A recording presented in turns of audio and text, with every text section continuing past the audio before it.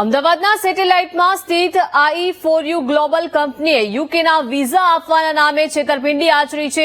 Visa માટે 79.30 લાખ મેળવી કંપનીઓ પોતાની ઓફિસ બંધ કરી નાખી, જેને લઈને છેતરપિંડીનો ભોગ બનેલા વ્યક્તિએ સેટેલાઇટ પોલીસ સ્ટેશનમાં કંપનીના ડિરેક્ટર જુહાલ સિરાજ અને શ્રુજીસ શંકર સામે ફરિયાદ નોંધાવી છે। આ ફરિયાદના આધારે સેટેલાઇટ પોલીસે આગળની કાર્યવાહી હાથ ધરી છે।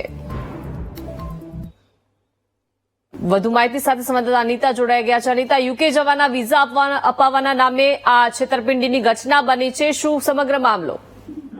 જે ખાસ જે પ્રકારે સેટેલાઇટમાં શ્યામલ આઇકોનિકની ઓફિસની આ ઘટના સામે આવી છે, જેમાં એક યુવકને યુકેના વિઝા આપવાના નામે તેની પાસેથી જે 79 લાખની છેતરપિંડીનો મામલો સામે આવ્યો છે।